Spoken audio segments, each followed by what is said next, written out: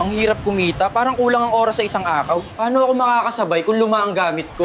Ang daming trabaho, pero ang bagal ng sistema. Anak, para lang ba sa bata ang AI na yan? Baka mahirap gamitin. Hindi para sa tulad ko. Pangmayaman lang siguro ang teknolohiyang yan. Pero nang may nagturo, nagbago ang lahat. Wow! Kaya pala akong tulungan gumawa ng report. Mas mabilis na ang benta ko. Narito ang tinig ng makabagong panahon. Mga ka-AI, panahon na para ang teknolohiya ay mapunta sa taong bayan. Sa panahon ng AI, ang aangat ay ang handang matuto. AI para sa lahat. AI para sa masa. AI Talks with the Voice Master.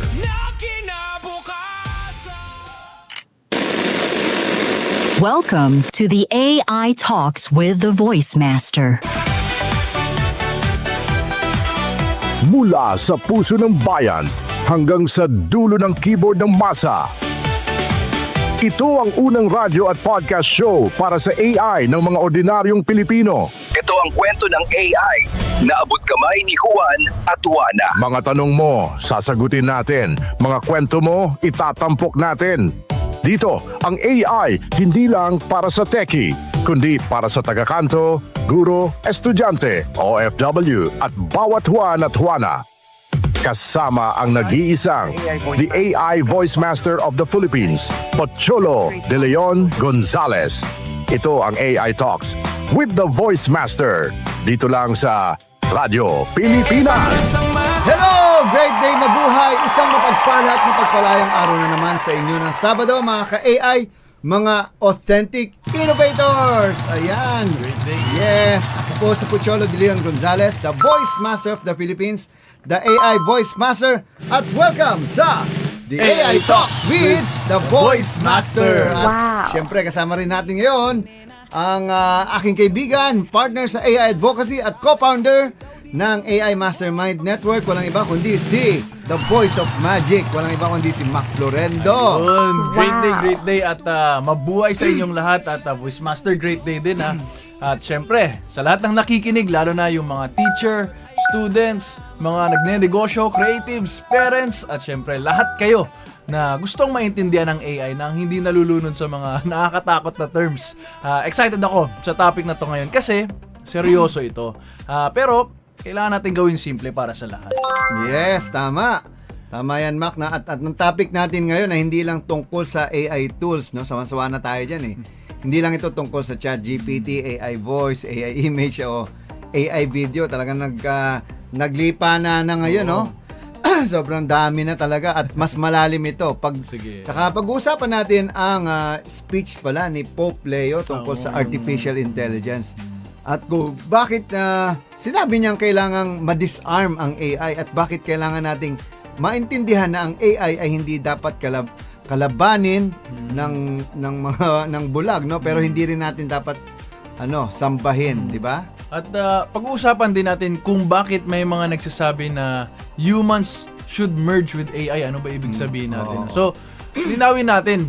Hindi ibig sabihin ito na bukas magpapakabit na tayo ng chip sa ulo, no? Sa katawan natin. Hindi ganun yun. Oo, tama. Hindi ito parang sci-fi movie na mga horror movie, no? Hindi ito yung taong magiging robot. Parang Terminator, no? Alam niyo, ang ibig sabihin ng merging with AI sa practical na buhay ay kung paano natin gagamitin ang AI bilang extension ng ating isip, no? Which is yan ang ginagawa natin ngayon. Trabaho, creativity, negosyo at serbisyo sa kapwa. Pero syempre, habang ginagawa natin ito, hindi dapat mawala, no, ang ating konsensya, puso, dignidad at syempre yung pagiging tao, no? Wow! Kaya ang tanong natin ngayong episode, paano tayo makikisabay sa AI without, yung mawala tayo sa sarili natin, yung pagiging tao. Yeah, without losing ourselves, no? Exactly. Dahil ang AI, tandaan nyo, gusto man natin o hindi, abay, nandito na yan. Hindi na sapat ang tanong na darating ba ang AI? Dahil nandito na yan eh. Ang mas tamang tanong ay, handa ba tayo? Diba? Ayan, so, Mac. Alam mo, Voice Master, simulan na natin to dito, no? Bakit mahalaga na ang Pope mismo ang nagsalita tungkol sa AI? I think kailangan nilang marinig yun. May iba kasi, sasabihin, tech issue yan. Bakit papasok ang religion, morality, o faith sa AI? Di ba may mga ganun eh. Oo nga naman. Actually, marami na nga pastor ngayon. AI na yung ginagamit na na script para sa mga sermon nila o homily nila. Tsaka magandang tanong yan no, Mac, yung sinabi mo. Kasi ang AI ay hindi lang tech issue. Human issue din kasi to, no? Kasi without human, anin mo naman yung AI, no? Kapag ang AI ay ginamit sa trabaho, abay, apektado ang mga manggagawa dyan. At kapag ginamit sa school, apektado yung estudyante. At kapag ginamit sa mga healthcare, apektado yung mga pasyente. Pag ginamit sa social media, apektado ang isip ng tao. Diba? At pag ginamit, syempre, sa boses at mukha, apektado ang identity ng mga tao. Kaya hindi pwedeng engineers lang ang may usapan. Hindi pwedeng big tech lang, investors lang. Dapat kasama ang educators, parents, artists, leaders, workers, policymakers, faith leaders, at ordinaryong mamamayan. Di ba? Kasi kung tao ang maapektuhan, dapat tao rin ang nasa sentro ng usapan. Exactly. Tama yan. At ito ang malinaw sa mensahe ni Pope Leo. No? Hindi niya sinasabing masama ang AI. Ang sinasabi niya, kailangang ma-disarm ang AI. Ibig sabihin, tanggalin ang paggamit nito bilang sandata sa panlalamang, no? Sa panloloko. Ayan, daming ganyan kaya ang daming negative ang tingin sa AI. Sa AI dahil maraming tarantado talaga sa Senado na lang Kita mo, daming gago diyan. Pang-aabuso, pagkontrol at pagkasira ng dignidad ng tao. So hindi to stop AI o hintuin ang AI. Mas tama siguro na sabihin nating stop the harmful use of AI. Exactly. Yan yung sinasabi natin na hindi, kumbaga, parang baril na yan Depende kung sinong gumagamit, kung saan niya gagamit, sa pagprotekta o sa pagpatay, sa sa pag-hold up. At syempre, correct lahat ng mga yung sinabi mo Pero hindi natin tinatapon ng AI. Hindi dapat natin tinatapon yan. Inaayos natin ang direksyon nito. Diba? Parang apoy. Kapag ginamit sa pagluluto, nakakatulong yan. Kapag ginamit sa panununog, syempre nakakasira yan. Ganyan ang AI. Pwede itong gamitin para turuan ang bata. Pwede rin itong gamitin para mandaya, no? Para tulungan ng negosyo. Kasi kapag sinabing nating disarm AI, ibig sabihin yan, tanggalin natin sa AI ang 4 na maling gamit. Okay. Na una, syempre yung panluloko. Of course. Ang daming mga manluloko dyan.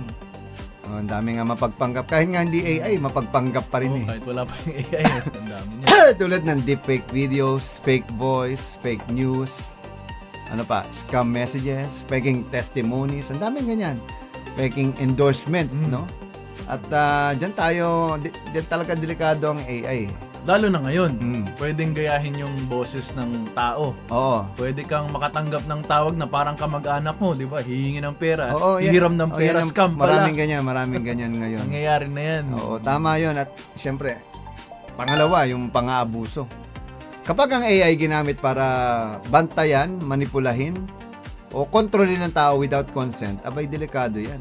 No? At pangatlo, exclusion. Kapag ang AI lang ang may access at ang AI lang yung mayayaman lang yung may access lalo silang bibilis So, kapag walang access ang mahihirap, abay lalo sila maiwan tulad ng ginagawa natin dito sa AI Talks. Tinuturuan natin yung mahihirap, mga masa, AI para sa masa.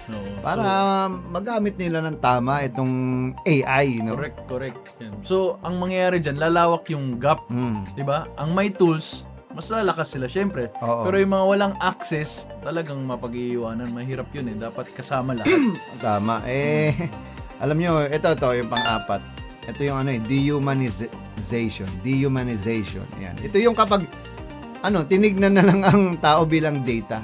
Ay, may ganyan ako. Yung glitch production. Hindi raw kasi nanonood ng ng Tagalog yung mga Filipino. Ang taas-taas ng viewership sa Pilipinas, puro English daw kasi. Ewan ko, mga Gen Z. Ewan ko sa inyo, mga Inglesero kasi kayo. Tapos hindi na tuloy natin tinuloy yung The Amazing Digital Circus episode 9, tsaka yung last act nila na sikat nga.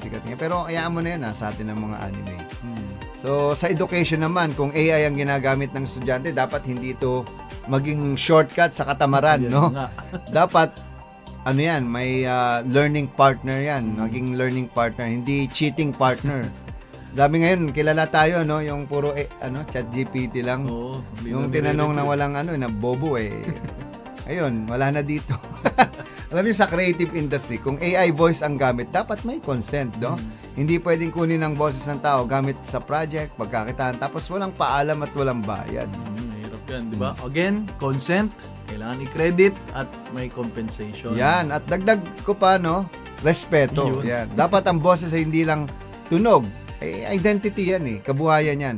Pinagpaguran yan. Kaya kapag AI ang usapan, hindi pwedeng puro ang galing ng tool. Dapat may tanong na laging may naapektuhan bang tao to? May nasasaktan ba? May naloloko ba? May napapalitan ba ng walang transition? Or may ginagamit ba ng walang pahintulot? Kapag hindi natin tinatanong yan, magiging malamig ang teknolohiya. Matalino pero walang puso, no? Ngayon, pag-usapan natin yung takot. Daming takot Kasi yun na nga, no? Yung teachers natin, yung mga artist, kahit yung mga nagtatrabaho sa call center, mga writer, voice artist, at business owners. Valid naman yun. Okay lang naman yun, natatakot sila, di ba? Siyempre, valid na valid yan. Hindi naman natin dapat i-dismiss ang takot ng tao. Kapag may bagong technology kasi na pwedeng maapektuhan maka-apekto sa trabaho mo, siyempre, normal kang kabahan. Kapag voice artist ka at narinig mong may AI voice, ay natural. Talo ka na agad, mas magaling pa sa'yo Lalo na may English yan, no? Kapag writer ka at kaya ng AI magsulat, abay mapapaisip ka. At kapag teacher ka at ginagamit ng estudyante ang AI sa assignment, abay mas matalino pa sa'yo ang AI. Maiinis ka talaga, no? Kapag empleyado ka naman at narinig mong automation, abay kabahan ka na. Totoo yan mga kaboses, mga ka-AI. Pero ang problema, kung takot lang ang response natin, abay walang mangyayari. So may ibig sabihin yan, di ba? Takot, parang may sinasabi sa atin yan. Pero dapat hindi lang dun magtatapos yun. Nagwa-warning kasi yung takot. Tama yan. At ang takot ay isang alarm yan, no? Pero hindi siya strategy. Hindi sapat na sabing, ay, ayoko ng AI. Daming ganyan, no? Tapos nagchat-chat GPT. Mga hipokrito. Hindi sapat na magalit, no? Parang mga mga amen, pero demonyo naman. Hindi sapat na mag-post ng reklamo. Ay, may kilala ko niya, puro reklamo. Hindi, di ba, kailangan kasi matuto, kailangan maintindihan, kailangan magkaroon ng rules, kailangan magkaroon ng training, magkaroon ng ethical use, at kailangan sumali sa conversations. Yan. At ito na yung medyo controversial na part. Diba? Human should merge with AI. Hindi pa rin nila iintindihan yan. Pag narinig ng ordinaryong tao yan, baka sabihin, ay, ayoko nyan. Ayoko maging robot. Ayun, agad. tama. Oo. Kaya kailangan natin gawing simple lang to, no? Para ipaintindi sa inyo mga ka-authentic innovators. Authentic innovators, AI nga din mo kayo. Ang merging with AI ay hindi agad tungkol sa chip sa utak o cyborg body. Sa practical na buhay, matagal na tayo nakikipag-merge sa technology. Dati kabisado natin ang phone numbers, di ba? Ngayon, nasa cellphone na. Dati kabisado natin ang daan. Ngayon, may Waze na, may Google Map. Dati kailangan maghanap ka ng encyclopedia. Ngayon, may search engine at AI assistant na. Dati kailangan mong gumawa ng design mula sa wala. Ngayon, may Canva na, templates at AI tools. Lalo na ngayon, yung image to ng ChatGPT or yung Gemini, no? Banana. Dati kung may idea ka, ikaw lang mag-isa mag-brainstorming. Ngayon, pwede ka na makipag-usap sa AI para i-organize yung thoughts mo, di ba? Anyway, again, di tayo mawawala. Lumalawak yung capability natin, pero kailangan may control, no? AI can help you think faster, pero ikaw pa rin ang dapat mag-isip ng mas malalim. AI can also give suggestions, pero ikaw pa rin ang magdidesisyon. AI can draft, pero ikaw pa rin ang maglalagay ng meaning, and it can analyze, pero ikaw pa rin magdadala ng wisdom, syempre. Correct. So, hindi yan yung AI will replace your mind. Mas tama siguro sabihin natin na AI will support my mind if I know how to use it. Diba? Exactly, yes. At doon papasok ang AI literacy. Itong kulang na kulang sa DepEd again. Alam nyo na pag-iiwanan na kayo. Hindi pwedeng gamit lang ng gamit Hindi, dapat marunong kang magtanong, marunong kang mag-verify, marunong kang magbigay context, Marunong ka magsabi ng kung malito o marunong ka maglagay ng sariling judgment. Kung hindi, magiging dependent ka at hindi magiging hindi merging ang tawag doon. Ang tawag doon pagsuko. Sumuko ka na, parang daming bata ngayon bobo na. Bakit? Inaasa na lang sa AI lahat eh. Walang tawag doon ay critical thinking. Ayan. Nawawala eh. Ito may kwento pa ako, 2 negosyante. Yung isa mano-mano lahat. Manual. Yung isa gumagamit ng AI sa captions, customer replies, sa costing, promo ideas, at syempre yung mga AI chatbots yan at content plan. Sino ang mas mabilis mag-adapt? 'Di ba? Tapos may 2 writers, yung isa blank page palagi, yung isa gumagamit ng AI para mag-outline, mag-research, mag-edit at mag-refine. Sino mas productive? At ito may 2 voice artists, yung isa galit lang sa AI. Yung isa nag-aaral ng AI voice ethics, gumagawa ng demos, inaayos ang profile, pinag-aaralan ng market at pinoprotektahan ang voice rights. Sino mas mayanda? Madali lang yata sagot dyan, no? Pero ang point kasi dito, hindi tayo dapat maging alipin ng AI, di ba? Ang point ay gamitin ang AI para hindi ka maiwan. Exactly again, and AI ay hindi magic tulad mo. Ako lang yan. Oo, siya lang ang magic, ang AI voice of magic. Pero, syempre may advantage siya at sa panahon ngayon, ang hindi marunong gumamit ng advantage, mahirapan makipagsabayan. Diba? Kaya, ang sagot ay hindi panic! Hindi training, hindi denial, kundi preparation. Hindi reklamo, kundi strategy. Diba? AI works better kapag marunong kang makipag-usap. Parang tao din, di ba? Nililigawan mo, malabo ka kausap, sagutin ka ba niya? At kapag vague ang tanong mo, vague ang sagot, syempre. Kapag malinaw ang context mo, mas kapaki-pakinabang ang magiging output, syempre. Pero kailangan sabihin natin ito lagi. I-check ang sagot. Verify Tama. dapat. Diba? Yes, marami kasing hallucination din ng AI. AI can be wrong, AI can be mali. Minsan confident pa kahit mali. Parang may kaibigan ako dyan, napaka-confident kahit mali-mali. Kaya huwag basta copy-paste lang. Mag-fact checks din kayo, mag-compare. Siyempre, gamitin mo rin yung common sense. Dami kasi Sige, yung tao mo gamitin mo. hindi kasi common ng common sense, no? At huwag maglagay ng private information. Example, yung mga password nyo, mag-ingat kayo dyan, bank details, yung mga private na kontrata, syempre personal data, at ito, mga confidential na mga files ng kliyente. Huwag basta-basta yan ilagay sa AI, nako. Tama yan. At syempre, yung AI literacy includes safety yan, hindi lang creativity. No? Voice Master, puntahan natin yung mga teachers, importante kasi sila yung nasa front line. Paano dapat tingnan ng teacher yung AI? Napakasimple. Dapat tingnan nila to bilang hindi bilang kalaban, no? Dapat hindi rin basta pinababayaan. AI is AI in education needs guidance. Ito yung problema.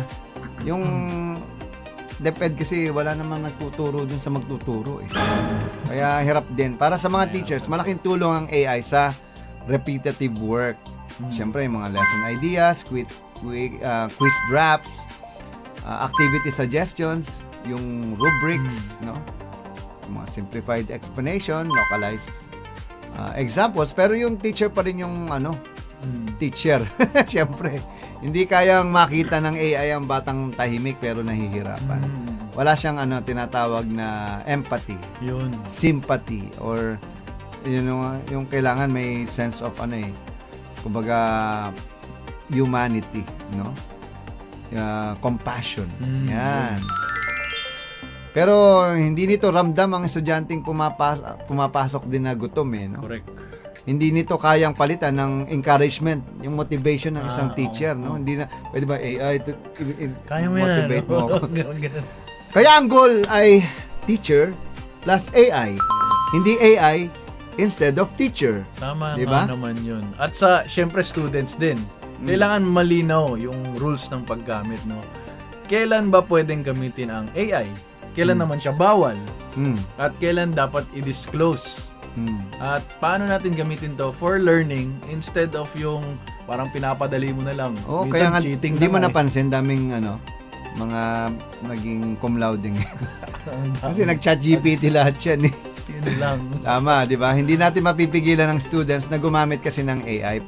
Pero pwede natin silang turuan gumamit ng tama. No? Kung gagamitin nila na para maintindihan ng lessons, edi that's good. Pero kung gagamitin nila para mandaya, ay mali yan. Sila yun. Oo. Dapat tutor ang AI, hindi tagagawa ng assignment. Di ba? Maraming ganyan. At dito ako papasok, Voice Master. Para sa mga business owners, lalo na yung MSMEs, malaking bagay ang AI, sigurado. Kasi dati, kapag maliit ang negosyo mo, wala kang marketing team, diba? Wala kang copywriter, walang designer, maraming wala kang kasama dyan, strategies lalo.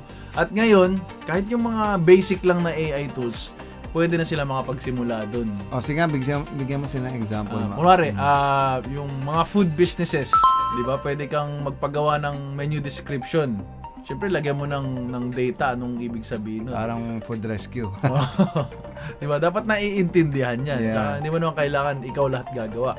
Or sa online selling, di ba? Kung kailangan mong gumawa ng caption para dun sa target audience mo, kayang-kaya na dito. Tama. At kung service business ka, pwede ka rin gumawa ng mga AI chatbots, yung mga nagre-reply na mga chatbots. No? At kung trainer ka, di ba, pwedeng online. Pwede mo nang online gawin yan na yung paggawa ng module. Ito, marami, mga sari-sari store. Di ba, pwede ka magkaroon ng mga ideas para sa promo mo kasi mahirapan ka pag wala kang mga promo. At ito, mga content creator, pwede kang gumawa ng weekly content plan para hindi ka na mahirapan. Dahil, ito ang importante. AI can help you market, but it cannot replace trust. Lalo na sa mga customers mo. Totoo yan. Iyan ang kaya nga ako wala akong tiwala sa mga taong gumagamit lang ng AI. Kasi nga, in-AI mo lang, hindi ikaw yun. Correct. Kaya gusto ko, kumbaga sa public speaking, walang hawak, microphone lang. Diba? Kahit gaano kasi kaganda ang caption, kung hindi maganda ang produkto, wala rin yan, diba? Tama naman yun. At yung AI can attract attention, but your service keeps customer. Hindi naman pwedeng AI lang. Hindi naman AI magpapatakbo ng buong negosyo mo. Kuwari sa mga posting mo, parang professional yung dating. Pero yung integrity mo, yun yung magpapabalik, di ba, sa iyo or sa negosyo mo. Yan ang gusto ko eh. At syempre, AI can amplify your business. But character sustains it. No?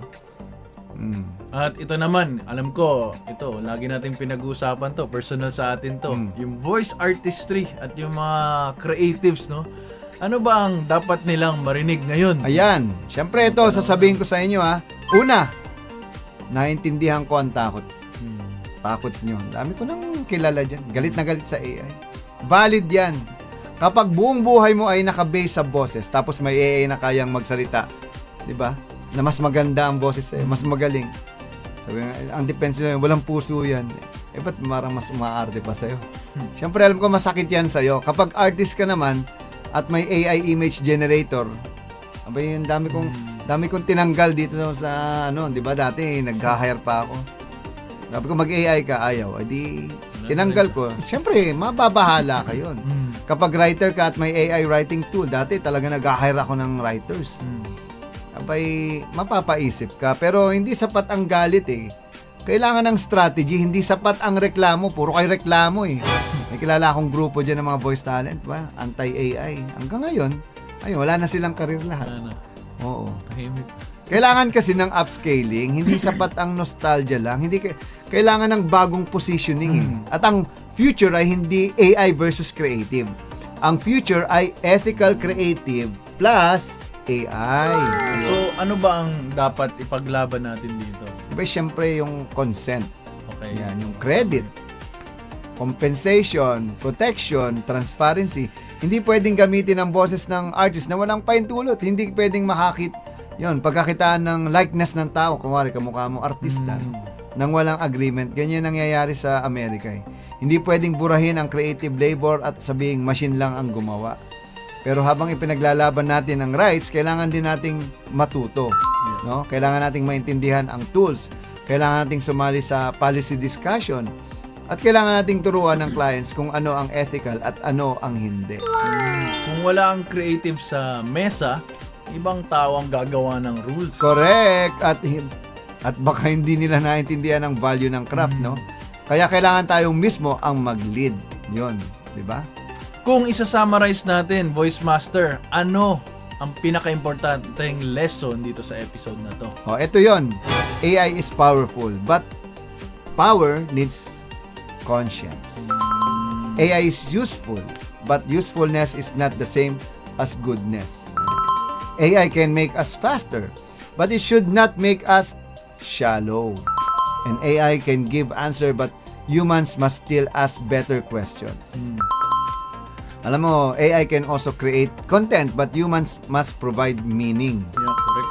At AI can support the future, but humans must protect dignity. At kailangan kasama tayong lahat, lalo na yung mga ordinaryong Pilipino. Hindi pwedeng AI para sa mga elitista lang. Yan, mga elitista. Ang gagaling niya mga yan pero AI lang pala. 'Di ba? AI para sa teachers, students, MSME, creative, barangay, public school, probinsya, at sa mga ordinaryong pamilya, no? At kung AI will become a bridge, everyone must be able to cross. Kung AI will become a ladder, hindi lang iilan ang dapat makaakyat, 'di ba? Kaya ang call natin ay simple. Learn AI, use AI responsibly, teach others, and protect humanity. At higit sa lahat, huwag mawawala ang puso dahil sa huli, ang pinakamagandang future ay hindi gawa ng machine lamang. Ginagawa ito ng taong may boses, may isip at may konsensya at syempre may malasakit. Okay, mamaya magbabalik tayo. Papaalam tayo mamaya dito lang sa The AI Talks with the Voice Master. Yeah, and also the Voice of Magic. See you later. Bang! At ito ang AI 101, ang inyong unang hakbang sa mas malalim na kaalaman sa mundo ng Artificial Intelligence. Great day, mga ka-AI. May tanong ako sa inyo. Handa na ba kayo sa susunod na level ng Artificial Intelligence?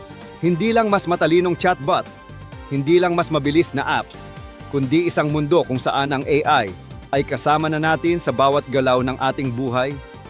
Ngayon, yan mismo ang ipinakita sa Google I.O. 2026. At kung totoo ang lahat ng ito, magbabago ang paraan kung paano tayo magtrabaho, matuto, at mabuhay. Simulan natin sa pinaka-inaabangang update, Gemini 4. Ito ang next generation AI model ng Google. Mas matalino, mas mabilis, at mas malalim mag-isip. Kayang mag-handle ng napakalalaking data, mula sa buong libro hanggang sa buong code base, sa iisang proseso lamang. At hindi lang iyon, inaasahan din na magkakaroon ito ng long-term memory. Ibig sabihin, kaya ka nitong tandaan ang iyong preferences, ang iyong habits, ang iyong style. Pero hindi lang software ang usapan dito. Pumasok din ang Google sa mas advanced na content creation. Introducing Veo 4, isang AI na kayang gumawa ng videos. Hindi lang ilang segundo, kundi hanggang 30 seconds. May storyboarding, may editing, may 4K resolution. Parang may sarili kang video production team na isang prompt lang ang kailangan. At kung iniisip mong hanggang doon lang, hindi pa tapos ang kwento. May paparating din na AI glasses, magaan, may built-in AI assistant, at may augmented reality display. Isipin mo, naglalakad ka sa daan, tumingin ka lang sa isang bagay, at may instant explanation ka na. Parang may AI na nakikita ang nakikita mo. Ngayon, lumipat tayo sa mas personal na level. Google is transforming search itself. Hindi na lang ito tungkol sa paghanap ng impormasyon, kundi pag-unawa sa iyo.